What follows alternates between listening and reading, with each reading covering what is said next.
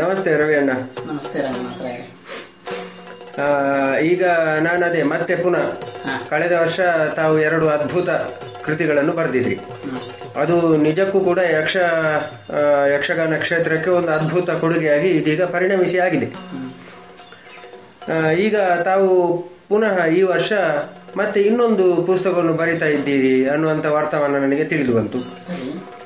ಹಾಗೆ ಈಗ ಇರುವ ಪುಸ್ತಕದಲ್ಲಿ ಇರುವಂತಹ ವಿಚಾರಗಳು ಏನು, ಯಾವ ರೀತಿಯದ್ದು, ಮತ್ತೆ ಈ ಪುಸ್ತಕ ಬರೀಲಿಕ್ಕೆ ನಿಮಗೆ ಪ್ರೇರಣೆ ಏನು, ಇದರ ಉದ್ದೇಶ ಏನು, ಇದನ್ನೆಲ್ಲ ಸ್ವಲ್ಪ ಸಣ್ಣ ಮಟ್ಟಿನಲ್ಲಿ ವಿವರಣೆ ಕೊಡ್ಬೋದಾ? ಈ ಕೃತಿಯ ಶೀರ್ಷಿಕೆ ಯಕ್ಷಪಾತ್ರ ದೀಪಿಕಾ. ಕಳೆದ 2 ಪುಸ್ತಕಗಳಿಗೂ ಯಕ್ಷಗಾನ ಪ್ರಸಂಗ ದೃಶ್ಯಾವಳಿ ಮತ್ತು ಯಕ್ಷಗಾನ ವಾಚಿಕ ಸಮಾರಾಧನೆ, ಆ 2 ಪುಸ್ತಕಗಳಿಗೂ ಕೃತಿಗಳಿಗೂ ಶೀರ್ಷಿಕೆಯನ್ನು ಸೂಚಿಸಿದವರು ಕಟೀಲು ದೇವಳದ ಅನುವಂಶಿಕ ಅರ್ಚಕರಾದ ಹರಿನಾರಾಯಣ ದಾಸಹಸ್ರಣ್ಣರು. ಹೌದು. ಈ ಪುಸ್ತಕಕ್ಕೂ ಶೀರ್ಷಿಕೆಯನ್ನು ಅವರೇ ಸೂಚಿಸಿದ್ದಾರೆ. ಸರಿ. ಆಮೇಲೆ ಪ್ರೇರಣೆ, ಮೊದಲ 2 ಕೃತಿಗಳಿಗೆ ದೊರೆತ, ನೀವು ಅದ್ಭುತ ಪುಸ್ತಕ ಅಂತ ಹೇಳಿದ್ರಿ, ಹಾಗಾಗಿ ಇರಬೇಕು, ಅದ್ಭುತವಾದಂತಹ ಪ್ರತಿಕ್ರಿಯೆ ಬಂತು ಅದಕ್ಕೆ. ಹಾಗೆ ಆ ಪ್ರೇಕ್ಷಕರಿಂದ, ಓದುಗರಿಂದ ಬಂದ ಅದ್ಭುತವಾದಂತಹ ಪ್ರತಿಕ್ರಿಯೆಯಿಂದ ಉತ್ತೇಜಿತನಾಗಿ ನನಗೆ ಇನ್ನೂ ಬರೆಯೋಣ ಅಂತ ಅನಿಸಿತು. ಬಹುಶಃ ಆ ಪುಸ್ತಕ ಚೆನ್ನಾಗಿ ಇಲ್ಲದಿದ್ರೆ, ಪ್ರತಿಕ್ರಿಯೆ ಚೆನ್ನಾಗಿ ಇಲ್ಲದಿದ್ರೆ ಬರೆಯೋದು ಬೇಡ ಅನಿಸ್ತಿತ್ತೇನೋ ನನಗೆ. ಹಾಗಾಗಿ ಇನ್ನೊಂದು ಪುಸ್ತಕ ಬರೆಯುವುದಕ್ಕೆ ಪರೋಕ್ಷವಾಗಿ ಓದುಗರೇ ಕಾರಣರು ಅನ್ನೋದು ಸ್ಪಷ್ಟ. ಹೌದು. ಈ 3ನೇ ಕೃತಿ ಯಕ್ಷಪಾತ್ರ ದೀಪಿಕಾ. ಇದರಲ್ಲಿ ಯಕ್ಷಗಾನ ಪ್ರಸಂಗಗಳಲ್ಲಿ ಬರುವ ಇನ್ನು ರೌಂಡ್ ಫಿಗರ್ ಅಂತ ನಾವು ಹೇಳ್ತೇವೆ, ಹೌದು, ಅದನ್ನು ಕೊಡ್ಲಿಕ್ಕೆ ನಾನು ಇನ್ನು ಸ್ವಲ್ಪ ಸಮಯ ಕಳೆಯುತ್ತದೆ. ಆದ್ರೆ ಒಂದು 350 ಯಕ್ಷಗಾನ ಪ್ರಸಂಗಗಳಲ್ಲಿ ಬರುವಂತಹ 350 ಪಾತ್ರಗಳ ಬಯೋಡಾಟಾ. ಪ್ರತಿಯೊಂದು ವೇಷದ ತಂದೆ ಯಾರು, ತಾಯಿ ಯಾರು, ಹೆಂಡತಿ ಎಷ್ಟು ಜನ ಅವರ ಹೆಸರು, ಮಕ್ಕಳು ಎಷ್ಟು ಜನ ಅವರ ಹೆಸರು, ಅವ ಯಾವಾಗ ಹುಟ್ಟಿದ ಮುಂದೆ ಸಾಯುವಲ್ಲಿವರೆಗೆ ಏನೆಲ್ಲ ಮಾಡಿದ, ಕೊನೆಗೆ ಹೇಗೆ ಸತ್ತ, ಇಷ್ಟು ವಿಚಾರಗಳನ್ನು ಒಳಗೊಂಡಿದೆ. ಹೌದು. ಇದು ಯಾವ ರೀತಿಯಲ್ಲಿ ಇದು ಯಕ್ಷಗಾನ ಕಲಾವಿದರಿಗೆ ಉಪಯೋಗಕ್ಕೆ ಬಂದಿತು ನಿಮ್ಮ ಅಭಿಪ್ರಾಯ? ಸ್ವಗತ ಹೇಳಲಿಕ್ಕೆ ಬಹಳ ಅನುಕೂಲ. ಒಬ್ಬ ವೇಷಧಾರಿ ತನಗೊಂದು ವೇಷ ಸಿಕ್ಕಾಗ ಅದರ ಸ್ವಗತವನ್ನು ಹೇಳಬೇಕು. ಹೌದು. ಸ್ವಗತ ಹೇಳುವುದಕ್ಕೆ ಅವರು ಗೊಂದಲಕ್ಕೊಳಗಾಗುವುದನ್ನು ನಾವು ಕಾಣ್ತೇವೆ. ಹೌದು. ಗೊಂದಲ ಆಗ್ಲಿಕ್ಕೆ ಕಾರಣವೇ ಇದು. ಆ ವೇಷದ ಬಯೋಡಾಟಾ ಗೊತ್ತಿದ್ರೆ ಮಾತ್ರ ಸ್ವಾಗತ ಹೇಳಲಿಕ್ಕಾಗ್ತದೆ. ನಾನು ಇಂಥವನಿಗೆ ಮಗನಾಗಿ ಜನಿಸಿದೆ, ನನ್ನ ಅಮ್ಮನ ಹೆಸರು ಹೀಗೆ, ಇಂಥ ಹುಟ್ಟಿದೆ, ಹೀಗೆ ಹೌದು, ಏನೆಲ್ಲ ಮಾಡಿದೆ, ಇಷ್ಟು ವಿಚಾರಗಳು ಅವನಿಗೆ ಗೊತ್ತಿರಬೇಕು. ಹಾಗಾಗಿ ಸ್ವಾಗತ ಹೇಳಲಿಕ್ಕಂತೂ ನಂತರ ಪಾತ್ರವನ್ನು ನಿರ್ವಹಿಸುತ್ತಾ ಮುಂದೆ ಹೋಗೋದಕ್ಕೂ ಅತ್ಯಂತ ಅನುಕೂಲ, ಮಸ್ಟ್ ಬೇಕೇ ಬೇಕು ಈ ಬಯೋಡಾಟಾ. ಹೌದು. ಮತ್ತೆ ನನ್ನ ಅಭಿಪ್ರಾಯದಲ್ಲಿ ಈಗ ಒಂದು ಪಾತ್ರದ ಬಯೋಡೇಟಾ ಎದುರು ಪಾತ್ರದವನಿಗೂ ಕೂಡ ಗೊತ್ತಿದ್ದಾಗ ಅದು ಸ್ವಾರಸ್ಯ ನಿರ್ಮಾಣ ಆಗುವಲ್ಲಿ ಬಹಳಷ್ಟು ಉಪಕಾರ ಆದೀತು ಅಂತ ನನ್ನ ಒಂದು ಅಭಿಪ್ರಾಯ. ಖಂಡಿತ ಒಳ್ಳೆ ಅಭಿಪ್ರಾಯ ಹೇಳಿದ್ರೆ ಬಹಳ. ಯಾಕಂದ್ರೆ ಈಗ ಅರ್ಜುನ ಮತ್ತೆ ಕರ್ಣನಿಗೂ ಅರ್ಜುನನ ಬಯೋಡೇಟಾ ಗೊತ್ತುಂಟು, ಅರ್ಜುನನಿಗೆ ಕರ್ಣನ ಬಯೋಡೇಟಾ ಗೊತ್ತುಂಟು. ಪರಸ್ಪರ ಅವರ ಟೀಕೆ ಮಾಡಿಕೊಳ್ಳುವುದು ಹೇಗೆ? ಹೌದು, ವಾದ ವಿವಾದಗಳಿಗೆ ಬಹಳ ಪೂರಕವಾದಂತಹ ವಿಚಾರಗಳನ್ನು ಹಾಗಾದ್ರೆ ಇದರಲ್ಲಿ ನೀವು ಜೋಡಿಸಿ ಕೊಟ್ಟಿದ್ದೀರಿ. ನೀನು ಅಲ್ಲಿ ಹಾಗೆ ಮಾಡಿದ್ದು ಇದು ಸರಿಯಾ ಅಂತ ಹೇಗೆ ಪ್ರಶ್ನೆ ಕೇಳಬೇಕು ವಾದ ಮಾಡುವಾಗ, ಬೇಕೇ ಬೇಕು. ನಮ್ಮ ಎದುರಾಳಿ ವೇಷದ ಬಗ್ಗೆಯೂ ನಮಗೆ ಸರಿಯಾಗಿ ಗೊತ್ತಿರಬೇಕು. ಕಲಾವಿದರಿಗೆ ಸರಿ, ಇದೊಂದು ನಿಜವಾಗಿಯೂ ದಾರಿದೀಪವಾಗಿ ಪರಿಣಮಿಸುತ್ತದೆ. ಇನ್ನು ಪ್ರೇಕ್ಷಕರಿಗೆ ಅಥವಾ ಒಬ್ಬ ಸಾಮಾನ್ಯ ಓದುಗನಿಗೆ ಇದರಿಂದ ಏನು ಪ್ರಯೋಜನ ಆದೀತು ಅಂತ ನಿಮ್ಮ ಅಭಿಪ್ರಾಯ? ಕಲಾವಿದರು ತಪ್ಪು ಮಾತನಾಡಿದ್ರೆ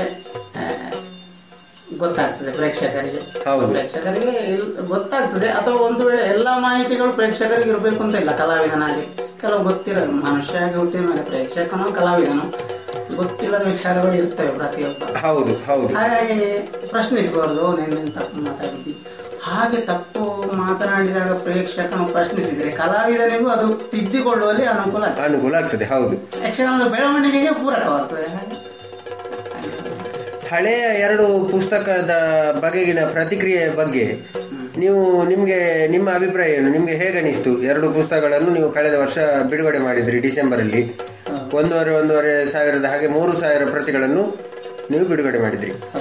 ಅದರ ಒಟ್ಟು ಅಂದರೆ ಏನು ಪ್ರತಿ ಖಾಲಿ ಆಗುವುದರಿಂದ ಪ್ರತಿಗಳು ಮಾರಾಟದ ಬಗೆ, ಆಮೇಲೆ ಅದಕ್ಕೆ ಬಂದಂತಹ ಬೇರೆ ಬೇರೆ ರೀತಿಯ ಒಂದು ಅಭಿಪ್ರಾಯಗಳು, ಅದು ಸದಭಿಪ್ರಾಯ ಇರ್ಬೋದು ಅಥವಾ ಕಾಲೆಳೆಯುವ ತಂತ್ರಗಾರಿಕೆ ಅಂತದ್ದು ಇರ್ಬೋದು, ಇದರೆಲ್ಲದರ ಬಗ್ಗೆ ಸ್ವಲ್ಪ ಹೇಳ್ತೀರಾ? ರಾತ್ರಿ ಹಗಲು ಇದ್ದಾಗೆ, ಒಂದು ನಾಣ್ಯಕ್ಕೆ 2 ಮುಖಗಳಿದ್ದಾಗೆ, ಪ್ರತಿಯೊಂದು ವ್ಯವಹಾರ ಮಾಡುವಗಳು ಸಿಹಿ ಕಹಿ ಅನುಭವಗಳು ಸಹಜವಾಗಿಯೇ ಇರ್ತವೆ. ಹೌದು. ಹಾಗಾಗಿ ಅದನ್ನು ಪ್ರತ್ಯೇಕವಾಗಿ ಹೇಳುವುದಕ್ಕೆ ಅಂತ ಎಲ್ಲ ಇದ್ದೇ ಇರ್ತದೆ. ಅನುಭವ ಕಹಿ ಅನುಭವ ಇರ್ತದೆ. ಆದ್ರೂ ಕಹಿಯನ್ನು ಸಿಹಿಯನ್ನಾಗಿ ಪರಿವರ್ತಿಸಬಲ್ಲವನೇ ಜಾಣ ನೆನೆಸಿಕೊಳ್ತಾನೆ. ಹೌದು, ಸರಿ. ಯಾಕಂದ್ರೆ ಕಸದಿಂದಲೂ ರಸವನ್ನು ಹುಡುಕುವವರು ಇರ್ತಾರೆ, ರಸವನ್ನಾಗಿಸಿ ಅದನ್ನು ಅನುಭವಿಸುವವರು ಇರ್ತಾರೆ. ನಾವು ಹಾಗೆ ಮಾಡ್ಬೇಕಷ್ಟೇ. ಹಾಗೆ ಮನಸ್ಸಿಗೆ ನೋವಾಯಿತು ಅಂತ ಬೇಡ ಅಂತ ಬಿಟ್ರೆ ಸಾಧನೆ ಮಾಡೋದಕ್ಕೆ ಇಲ್ಲಿ ಅಸಾಧ್ಯ ಆಗ್ತದೆ. ಹೌದು. ಹಾಗಾಗಿ 2 ಅನುಭವಗಳು ನನಗೆ ಆಗಿವೆ. ಆಮೇಲೆ ಯಾವ ಉದ್ದೇಶವನ್ನು ಇಟ್ಟುಕೊಂಡು ಬರೆದದ್ದು ಅನ್ನೋ ವಿಚಾರ ತಾವು ಪ್ರೇಕ್ಷಕರಿಗೆ ಅದನ್ನು ಓದುಗರಿಗೆ ತಿಳಿಸಿದ್ದೀರಿ ಕಳೆದ ಸಲ. ಕಮರ್ಷಿಯಲ್ ಪರ್ಪಸ್ ಅಲ್ಲ, ಹಣ ಮಾಡುವ ಉದ್ದೇಶದಿಂದ ಅಲ್ಲವೇ ಅಲ್ಲ. ಹಾಗೆಂತ ಪುಸ್ತಕ ಇಷ್ಟರವರೆಗೆ ಬರೆದವರು, ಬಿಡುಗಡೆ ಮಾಡಿದವರು ಎಲ್ಲರೂ ಕೈ ಸುಟ್ಟುಕೊಂಡವರು. ಹೌದು, ಕರೆಕ್ಟ್ ಆಗಿ ಹೇಳಿದ್ರಿ. ಹೌದು. ನಾನು ಹಣ ಉಳಿತಾಯ ಮಾಡದಿದ್ರು ಕೈಯಂತೂ ಸುಟ್ಟುಕೊಳ್ಳೇ ಇಲ್ಲ. ಹಾಗೆಂತ ಉಳಿತಾಯವೇ ಬಂದಿದೆ ಅಂತಲೂ ಹೇಳ್ಬೋದು, ಒಂದು ಸಣ್ಣ ಅಮೌಂಟ್. ಹೌದು, ಕೈ ಸುಟ್ಟುಕೊಳ್ಳಿಲ್ಲ. ಆಮೇಲೆ ಇನ್ನು ಬೆರಳೆಣಿಕೆಯಷ್ಟು ಪ್ರತಿಗಳು ಮಾತ್ರ ಉಳಿದಿವೆ ಅಷ್ಟೇ. ಅದು ಮುದ್ರಣಕ್ಕೆ ಸಿದ್ಧವಾಗಿ ನಿಂತಿದೆ. ಹೌದು, ಅದು ನಿಮ್ಮ ಪುಸ್ತಕದ ಮೌಲ್ಯವನ್ನು ಅದೇ ಹೇಳ್ತದೆ. ಇದಕ್ಕಿಂತ ದೊಡ್ಡ ಸಂತೋಷ ನನಗೆ. ಅಂದ್ರೆ ನೀವು ಕೈ ಸುಟ್ಟುಕೊಳ್ಳದೆ ಇರಲಿಕ್ಕೆ ಕಾರಣ ಓದುಗರಿಂದ ಬಂದ ಒಂದು ಪ್ರತಿಕ್ರಿಯೆ. ಆರ್ಥಿಕವಾಗಿಯೂ ನನಗೆ ಸಹಾಯ ಮಾಡಿದ್ದಾರೆ ತುಂಬಾ ಮಂದಿಗಳು. ಯಾವತ್ತೂ ಮರೆಯುವ ಹಾಗಿಲ್ಲ ನಾನು ಅದನ್ನು. ಅದು ಕೂಡ ಅವರು ಪ್ರತಿಫಲಾಪೇಕ್ಷೆ ಇಲ್ಲದೆ ಸಹಾಯ ಮಾಡಿದವರು. ಕೆಲವರು 2 ಪುಸ್ತಕಗಳನ್ನು ನನ್ನ ಕೈಗೆ ತೆಕ್ಕೊಂಡ್ರು.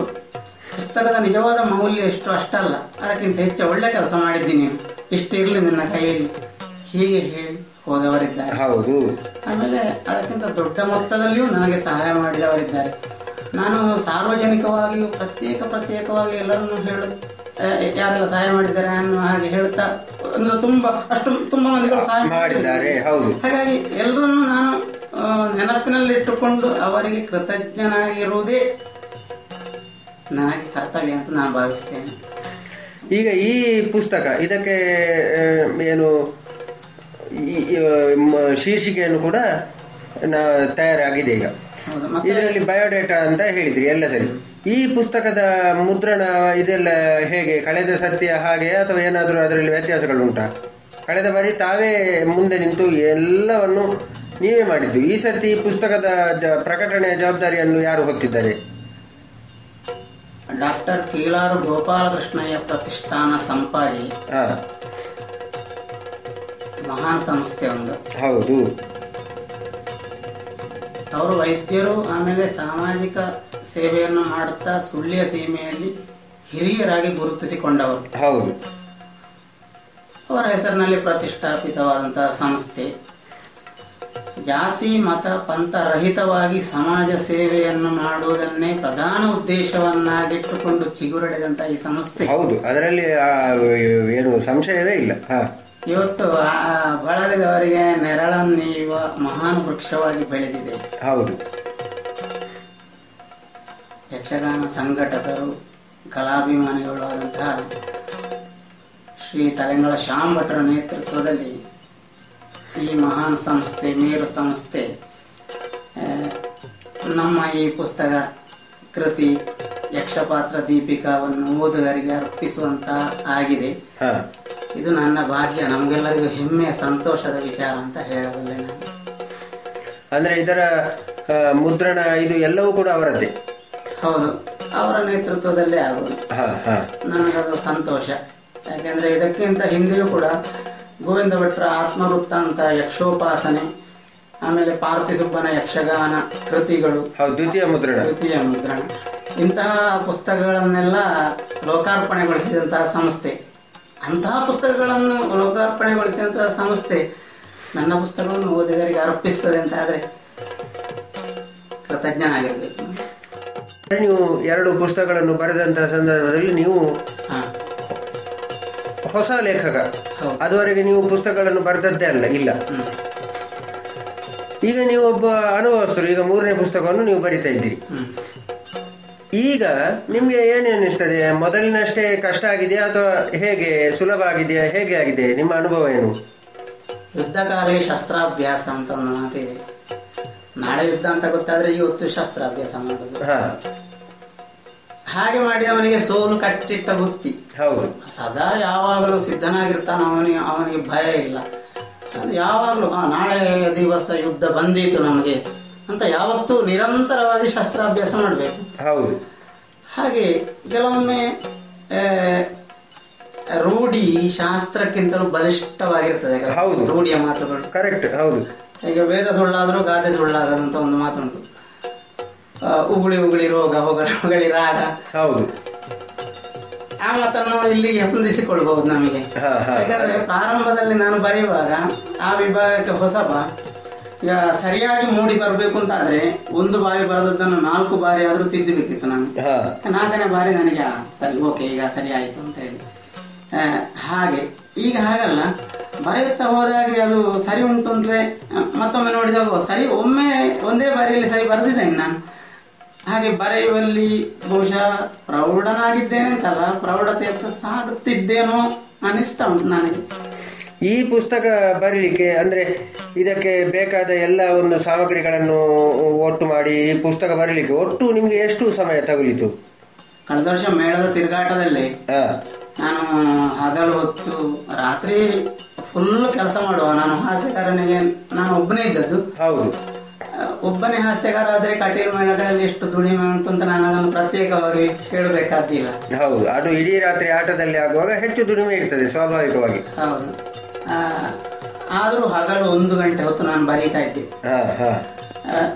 ಈಗ 350 ವೇಷಗಳ ಬಯೋಡಾಟಾ, ಅದರ ಬಗ್ಗೆ ಒಂದು ಪಟ್ಟಿ ಮಾಡಿದೆ.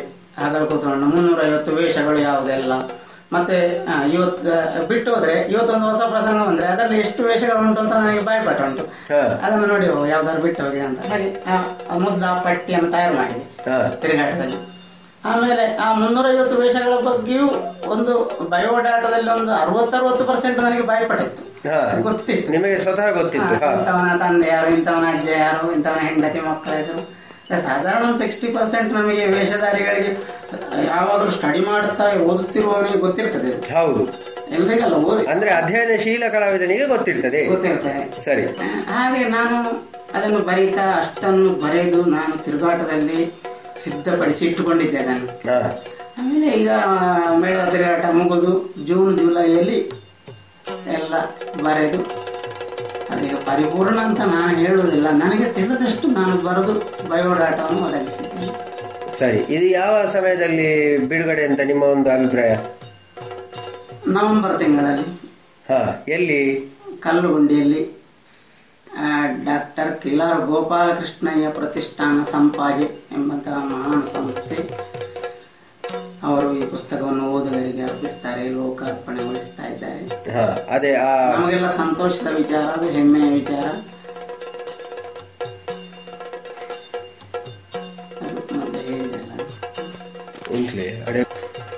ಇನ್ನು ನವೆಂಬರ್ ಅಲ್ಲಿ ನೀವು ಹೇಳಿದ ಹಾಗೆ ಈ 3ನೇ ಪುಸ್ತಕ, ಇದು ಕೂಡ ಒಂದು ಅದ್ಭುತ ಪುಸ್ತಕವೇ. ಅದರಲ್ಲಿ ಎಳ್ಳಿನಷ್ಟು ನನಗೆ ಸಂಶಯ ಇಲ್ಲ.